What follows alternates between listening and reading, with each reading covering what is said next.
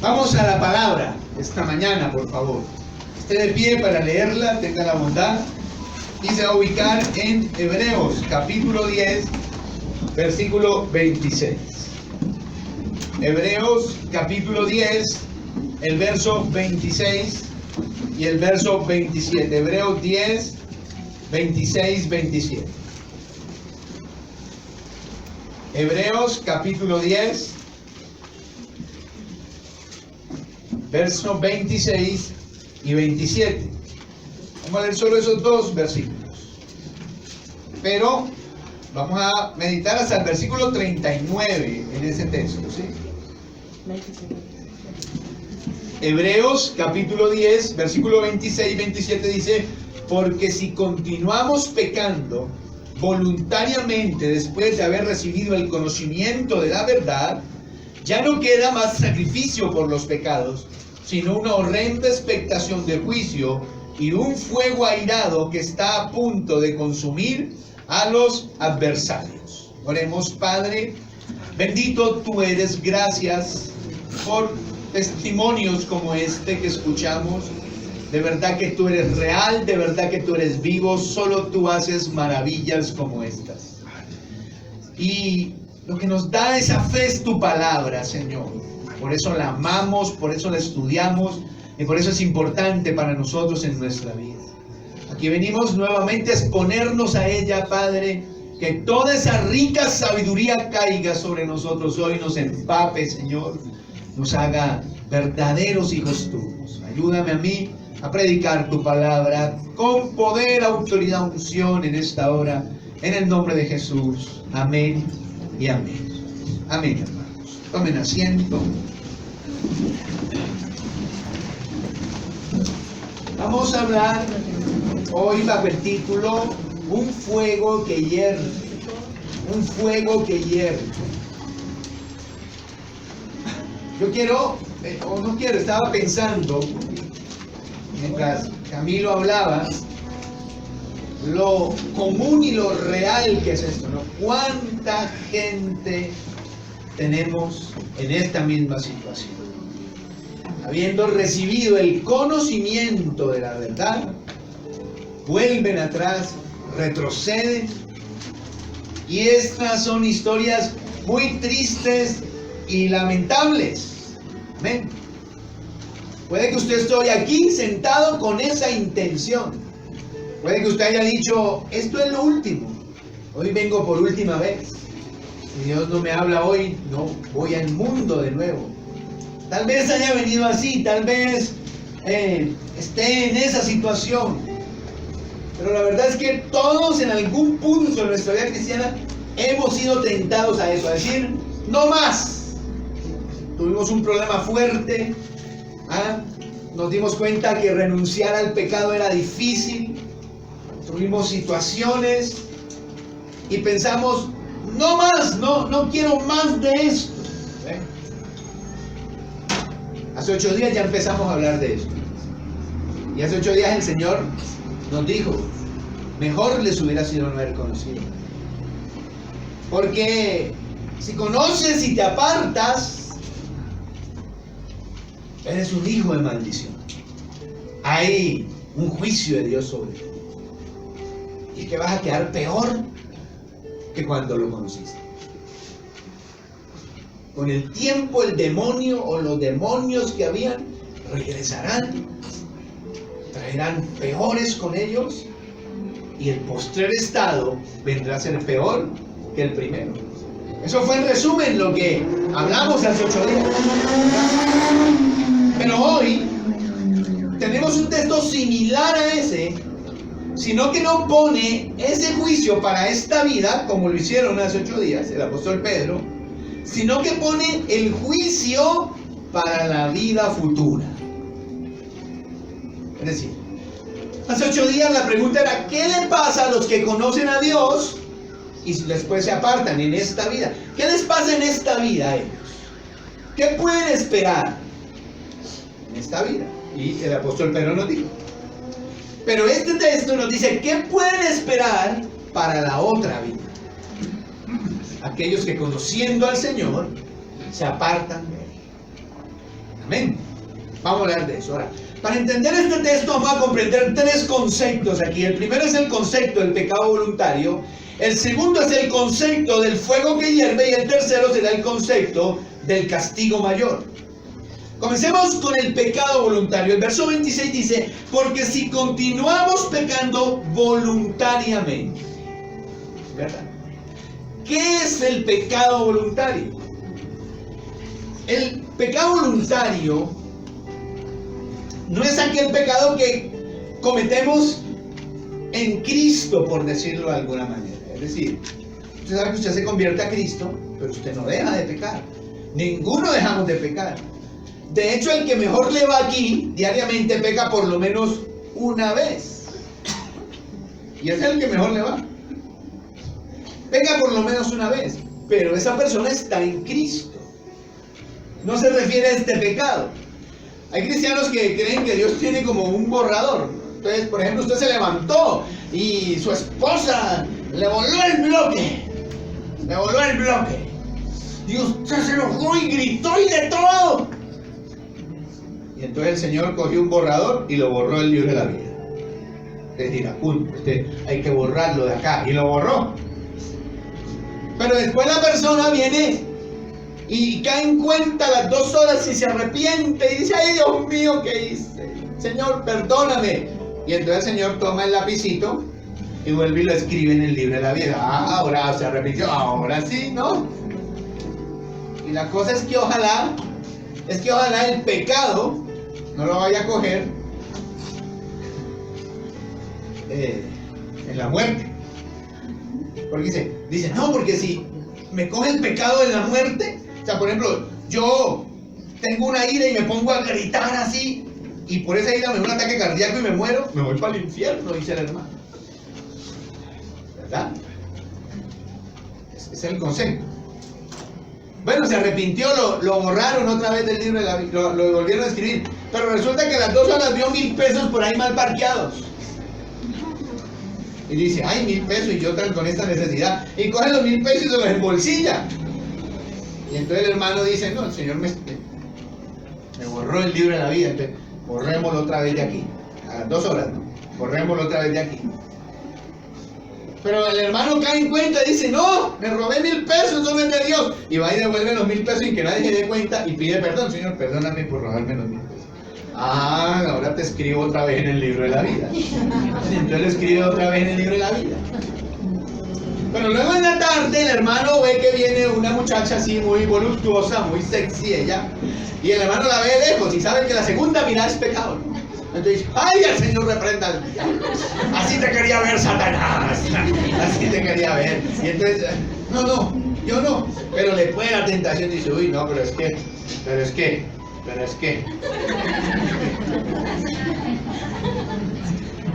Y entonces el hermano dice: no, me borraron del libro de la vida otra vez. Te borré el libro de la vida. Eso fue en la tardecita ya. Otra vez. Y se arrepiente y dice: ay, yo no tengo que mirar a las mujeres así porque soy casado, eso es adulterio espiritual, ¿verdad? Eso es adulterio emocional, ay, no. Y Señor, perdóname. Y entonces él cree que el Señor coge el lápiz y otra vez, bueno, otra vez te voy a escribir aquí en el libro de la vida. ¿Verdad? No funciona así. Nosotros somos cristianos, no hemos podido dejar de pecar, pero no es que cada pecado que cometemos entonces ya nos borren, nos vuelvan a escribir, nos condenen, nos volvemos a salvar 10,000 veces. Ese no es el pecado voluntario el que nos habla aquí. Aunque tenemos que vivir en santidad, aunque tenemos que buscar la santidad, eso sí es incuestionable. Pero no es que cada vez que caigo y peco, Dios me borra, Dios me vuelve a notar, Dios me borra, Dios me vuelve a notar. No es eso, no es así. Entonces, ¿a qué se refiere aquí con pecado voluntario? A la rebeldía abierta en primer lugar. ¿Qué es la rebeldía abierta? Usted sabe que algo que hace no es de Dios, a Dios no le agrada y usted igual lo hace. Yo sé que está mal, yo sé que no debo hacerlo, pero yo decido vivir en este pecado. Caminar, andar mi vida en este pecado. Usted conoce, pero decide vivir en pecado. ¿Vamos a entender la diferencia? Descaradamente usted empieza a vivir en pecado. Fornica, ¿sí? Se va en unión libre. ¿Cuánta cosa pasa? Ese es un pecado voluntario. La rebeldía abierta, rebelarse contra Dios. Pero en segundo lugar, el pecado voluntario aquí tiene que ver también con apostatar. Me refiero, hay gente que dice, yo voy a vivir mi vida como quiera, pero siguen viniendo a la iglesia. ¿Ya? Ese es un tipo de apostasía, digamos. Porque están queriendo hacer lo que ellos quieren, viviendo como ellos quieren, haciendo lo que ellos quieren, pero están ahí. Bueno. Pero existen otros que abiertamente apostatan, dicen, como decía nuestro hermano que nos contó aquí ahorita, yo me voy y no vuelvo y me voy a entregar a la fiesta y al alcohol y a las drogas y a las mujeres y voy a vivir así, solo por poner un ejemplo, hermano, ¿no? Ese es el pecado voluntario, la apostasía, la rebeldía abierta contra el Señor. A eso se refiere este texto. Así que no estoy hablando de usted que es un cristiano que seriamente está tratando con sus pecados, que seriamente está allí luchando contra la tentación. No me estoy refiriendo a usted que es un cristiano y que seriamente, usted sabe que sabe, está fortaleciéndose cada día para agradar al Señor. No es usted. Me estoy refiriendo a los descarados, sin vergüenza. Y encima los que van lejos al mundo, los hijos pródigos, se van. De eso habla este texto. ¿Bien? Entonces nos dice en primer lugar, el primer concepto es entender eso, que es el pecado voluntario. Dice, si pecaremos voluntariamente después de haber recibido el conocimiento de la verdad, conocimiento de la verdad, note de nuevo, estos son personas que conocen. Y aquí de nuevo viene la palabrita que estudiamos hace 8 días. Hay varias palabras en griego para conocimiento. Una es gnosis. Y gnosis, conocimiento teórico, les recuerdo, ¿no? Pero la otra es epignosis. Y epignosis es conocimiento pleno, experimental, relacional. Conocimiento de primera mano. Pleno discernimiento de las cosas. Ese es epignosis. Y aquí cuando habla de conocimiento está usando esa palabrita griega. Están hablando aquí entonces de personas que conocían plenamente la verdad. De personas que tenían un conocimiento experimental. Participaban de aquello que era el objeto de su conocimiento. Como estudiamos hace 8 días en la palabra. Esas personas, a pesar de conocer así las cosas de Dios, entonces deciden pecar voluntariamente. El concepto del pecado voluntario. Luego, en segundo lugar, tendremos el concepto del fuego que hierve. Ahora, a estas personas que han conocido plenamente la palabra de Dios, que han conocido las cosas de Dios, y han vuelto atrás, se les hace una advertencia. Por ahora es una advertencia, porque no se va a cumplir en esta vida, sino que se cumplirá allá en la eternidad. Porque hay una eternidad, porque hay vida después de la muerte, porque todo no termina con el cuerpo en el sepulcro o quemado en el horno, todo no termina en las cenizas. Ahí no termina. Entonces se les advierte, se les dice, fíjense, ¿qué va a pasar? ¿Y qué dice allí que va a pasar? Dice, sino una horrenda expectación de juicio y un fuego airado que está a punto de consumir a los adversarios. Dice, mire, usted conoció al Señor y se apartó, ya no hay más sacrificio por sus pecados. Es decir, en otras palabras, decir, por usted no hay nada que hacer, a menos que se arrepienta de esa actitud. Pero por usted no hay nada que hacer, ya no hay más sacrificio por los pecados. El sacrificio de Cristo ya no le aplica a usted. Ya no disfruta usted los beneficios del sacrificio de Cristo. No hay nada que hacer por usted. Sino que lo que tiene que esperar es una horrenda. ¿Qué es horrenda? Terrible. Aquí tengo terrible, terrorífica, miedosa. Eso quiere decir horrenda. Terrible, terrorífica, miedosa. una horrenda expectación. O sea, una horrenda espera, una terrorífica espera, una aterradora espera. ¿De qué? Sigue diciendo, verso 27. Y de juicio. Y un fuego airado. Fuego airado. Fuego que hierve. La Biblia textual dice ardor de fuego. La Biblia de las Américas dice la furia de un fuego. La Nueva Traducción Viviente dice un fuego violento. Y la palabra de Dios para todos dice un fuego ardiente. Si estás en esa situación, lo único que te queda esperar es una horrible espera, es una horrible expectación de un fuego que hierve, de un fuego violento. ¿Se fijan? Ahora, esto es una clara alusión al infierno. ¿No creen en el infierno? Yo sí. Tantísimas veces que Jesús habló de eso, como para no creer. Él es la verdad, Él no mentía, y Él nos habló de eso.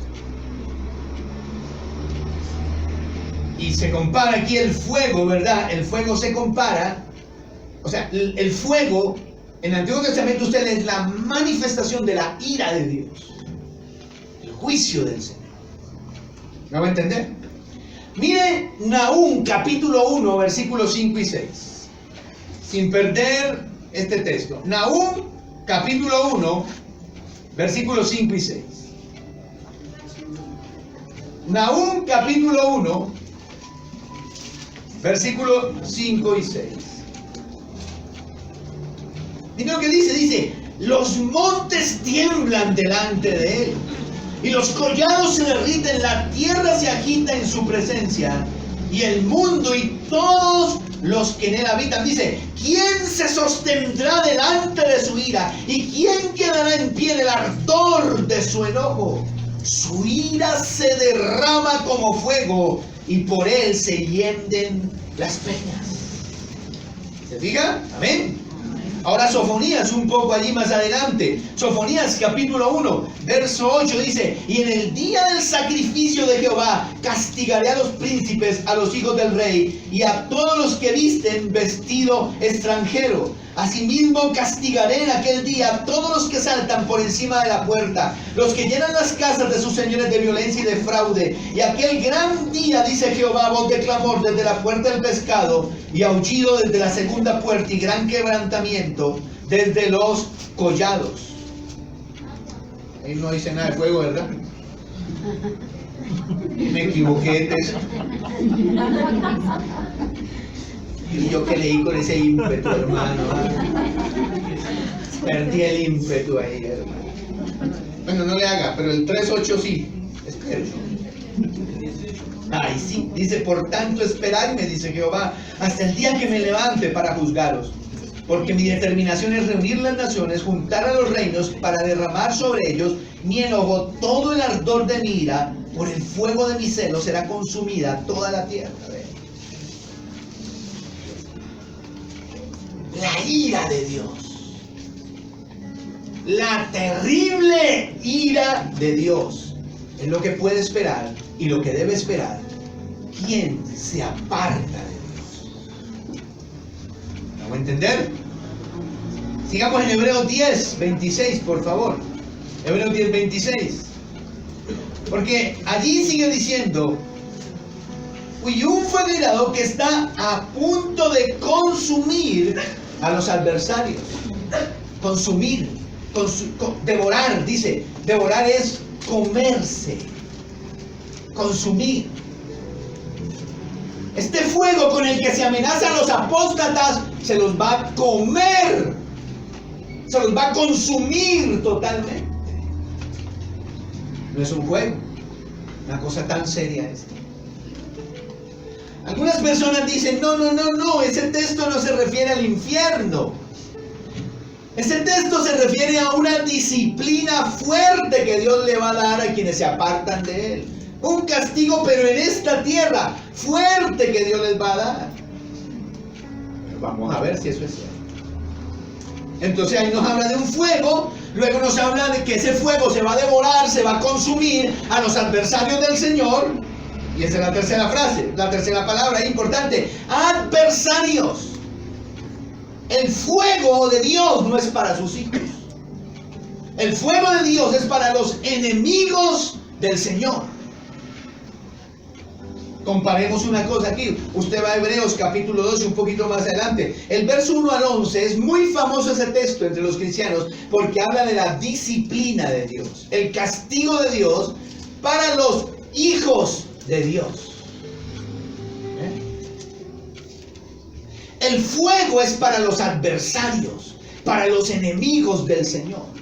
En un fuego que hierve, un fuego violento, un fuego que crepita, es para los adversarios, los enemigos. La disciplina de Dios es para los hijos. Usted lee ese texto, número 1, nunca encuentra ahí la palabra fuego. Solo disciplina, Dios disciplina. Número 2, nunca encuentra ahí la palabra adversario, solo encuentra la palabra hijos.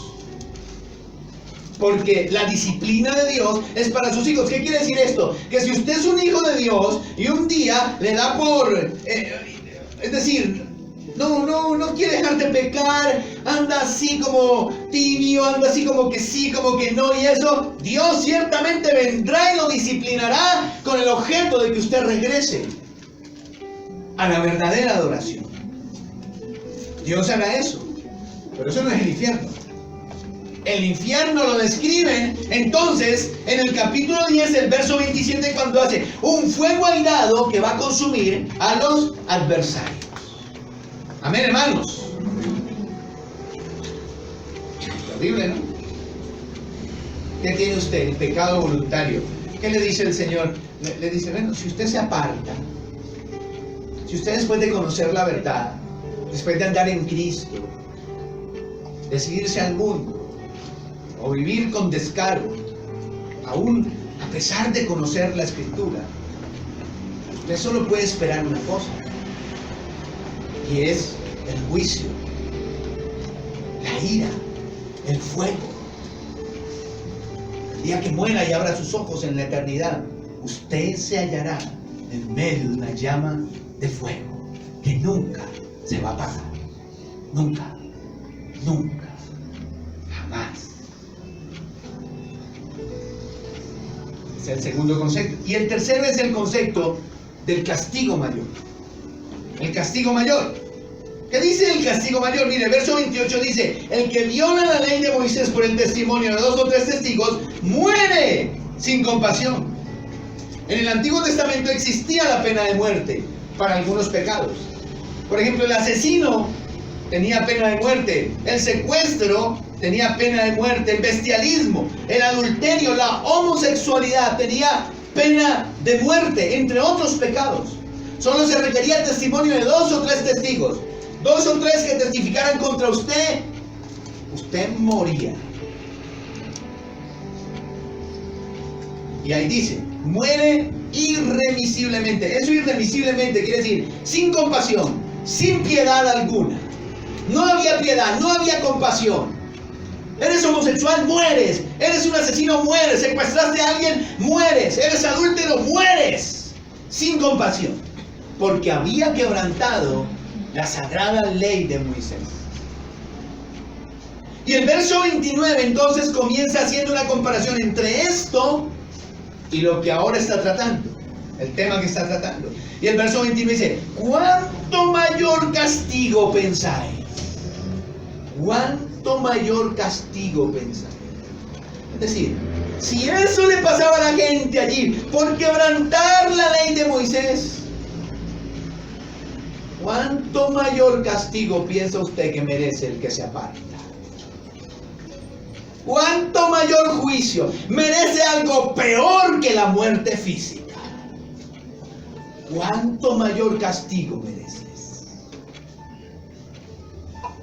Esa es la comparación que está haciendo en el verso 29. ¿Cuánto mayor castigo? No merece misericordia. Es lo que está diciendo ahí. No merece piedad alguna. No merece. ¿Cuánto mayor castigo pensáis? Porque es grave. Hay gente que esto tal vez se le haga nada, ¿no? Como que yo vine a la iglesia, me estuve un año, oí la palabra, hasta participé en algún grupo, en un ministerio, y después un día se me dio por irme al mundo. Se me dio por retroceder, se me dio por vivir con descaro, conociendo las cosas. Pero eso yo, cualquier momento que quiera yo me salgo y yo me zafo esto fácil. Así piensa, está equivocado. Está muy equivocado. Porque merece algo peor que la muerte. Peor que la muerte física. Porque merece morir irremisiblemente, sin piedad y sin misericordia. Y usted dice, ¿pero por qué? Luego, ¿qué tan grave es? Luego, ¿qué es lo que pasa allí? Y entonces, el escritor pasa a decirnos tres cosas que dice con sus actos aquel que vuelve atrás después de haber conocido la verdad. Empieza diciendo, número 1, ¿cuánto mayor castigo pensáis que merecerá el que haya hollado al Hijo de Dios? Pisotear al Hijo de Dios. Equivale a usted tener a Jesús de frente, Él, la bondad, el amor, su amor, su bondad, llamándolo. Ven a mí, ven, vida eterna, vida en abundancia, ven a mí, acércate a mí. Usted lo escupe en la cara. Usted es nada para mí, Jesús. Usted es una porquería para mí. Usted no sirve, usted no me sirve en mi vida. ¿Para qué lo quiero usted yo? Ahora díganme, ¿no merece algo peor que la muerte el que hace eso? Desprecia la gracia, desprecia la misericordia, desprecia el amor, pisotea a Jesús. Usted no me sirve, no lo quiero en mi vida. Hay cosas mejores que usted, la droga es mejor, las mujeres son mejor, mis amigos son mejores. Usted quítese de aquí, váyase de aquí, no lo quiero en mi vida. Por eso merece algo peor que la muerte. Ese canalla, ese miserable, merece algo peor que la muerte. Merece morir sin compasión. Porque desprecia al sagradísimo Hijo de Dios. Puede que nadie sea capaz de decirle eso a viva voz a Jesús y decirle, es que usted no me sirve, es que usted es poca cosa para mí, es que yo prefiero otras cosas que usted. Puede ser que no haya nadie que sea capaz de decir eso a viva voz, pero la verdad es que con su acto lo dice. Si se voy al mundo otra vez, regreso otra vez allá de donde vine, usted con su acto está pisoteando al Hijo de Dios y merece algo peor que la muerte. Luego dice allí, ¿cuánto mayor castigo pensáis que merecerá el que pisotea al Hijo de Dios y tuviere por inmunda la sangre del pacto en la cual fue santificado? Figúrese esto, aquí nos está hablando de una persona que ha sido santificada en la sangre de Cristo. Hay gente que habla que esto aquí no habla de cristianos y que esto en realidad habla de falsos cristianos. Tan difícil pensar esto después de leer eso. Personas que han sido santificadas en la sangre de Cristo, quiere decir apartados, consagrados, separados. Eso quiere decir santificar. Y no fue apartado, santificado, consagrado, puesto aparte por cualquier cosa, sino por la sangre de Cristo. El momento que una persona se convierte a Cristo, se arrepiente de sus pecados, por el sacrificio de Cristo, por la sangre de Cristo, esa persona es santificada, apartada, consagrada. Aquí no está hablando de vidas que habían tenido esta experiencia. ¿Pero qué pasó? Pisotearon la sangre de Cristo, menospreciaron, despreciaron la sangre de Cristo, su muerte. No saben el dolor que costó la salvación. Los ojos hinchados, la piel desgarrada, la sangre corriendo a litros por el cuerpo de Jesús, los dientes rotos, la espalda lacerada, dolor, angustia. ¿Cuánto usted no se imagina? Costó mucho la salvación. Costó al Hijo de Dios muriendo. Eso costó muchísimo. Cuando alguien se aparta, desprecia ese amor, ese sacrificio. Lo desprecia. Es un crápula, un miserable el que hace eso. Merece algo peor que la muerte.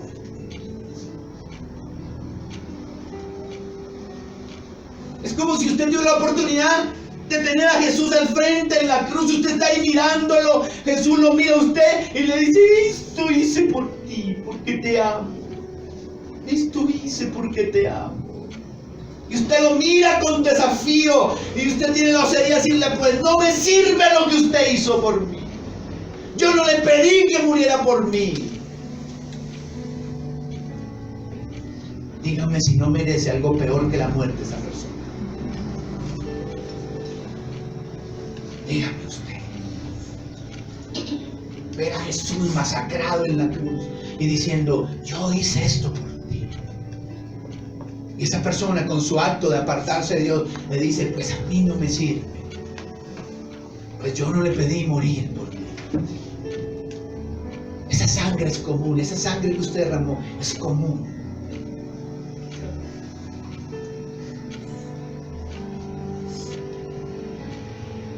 Merece algo peor.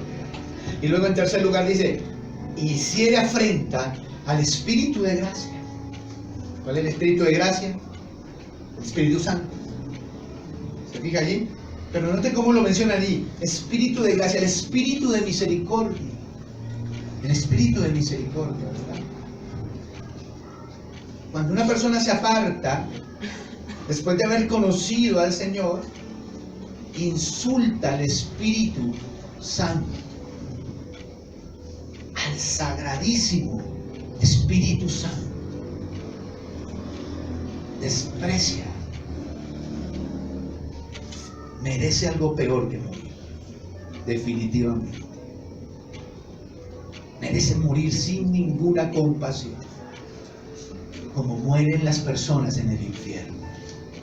En el infierno, el amor de Dios cesa, su bondad cesa y su misericordia cesa para esas personas. Allí solo hay ira, venganza, la venganza de Dios.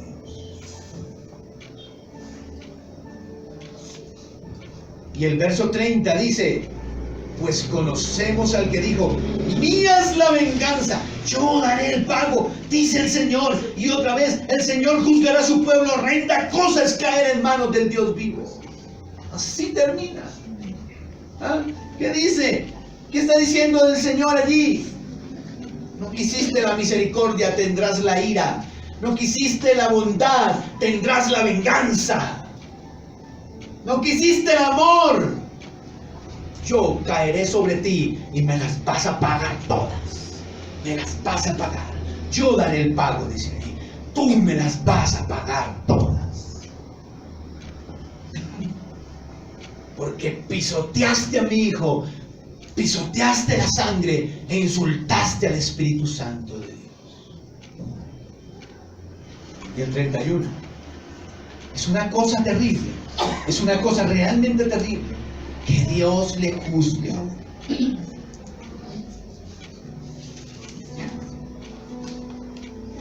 Fue un letrerito en Facebook, ¿verdad? Que dice, usted lo ha leído, ¿verdad? La gente dice: a mí no me juzga nadie, que me juzgue Dios. Parece que no entienden qué quiere decir eso. Ellos creen que eso de que Dios me juzgue es que Dios le va a decir: él es pecador y ya. Pero aquí dice: horrenda cosa es caer en manos del Dios vivo. No es una cosa sencilla. Entonces tiene usted el concepto del pecado voluntario. El pecado voluntario básicamente nos va a hablar acerca del que se aparta, del que conociendo se aparta, del que siendo santificado se aparta, del que siendo un justo se aparta del camino del Señor. De eso nos habla. Luego, el concepto del fuego ardiente nos habla del juicio de Dios sobre ese hijo de maldición, del juicio de Dios en la eternidad, en el infierno para con él. Y luego el concepto del castigo mayor nos dice que lo que ha hecho es realmente grave. Está en serios problemas. Lo que ha hecho es realmente terrible. Y entonces merece cosas peores que la muerte. Entonces Dios se vengará de él. Y entonces aquella partícula del universo, esa partícula tendrá que soportar el peso de la ira de Dios sobre él. Para terminar, el verso 38 y 39 nos habla que hay dos tipos de justos. Dice el verso 38, mas el justo por la fe vivirá. Este texto es clásico para hablar de la salvación. Desde Abraham, que creyó a Dios y le fue contado por justicia. Luego el mismo Pablo habla de esto en la carta a los Gálatas, en la carta a Romanos, hablando de la justificación de personas salvas. El justo por la fe vivirá. El justo tendrá vida eterna por la fe. Por la fe en la redención, la fe en el sacrificio de Cristo, puede tener vida eterna. No morirá jamás en el sentido espiritual. Pero fíjese que este justo puede hacer algo. Dice ahí, y si retrocede, mi alma no se complace en él. Ese justo efectivamente puede retroceder. Echar para atrás. Existe la posibilidad. ¿Verdad? Ahí lo dice, ¿no? La clase. Y luego el 39 vuelve y lo dice, pero en otras palabras. Dice, pero nosotros, lea ese pero nosotros como, pero nosotros no somos de esos justos que retroceden. Pero nosotros no somos de los que retroceden para destrucción, sino de los que tienen fe para preservación del alma. Hay justos que perseveran en su fe y así preservan su alma. ¿Eh? Pero hay justos, según el verso 39, que retroceden para destrucción. Ahí está.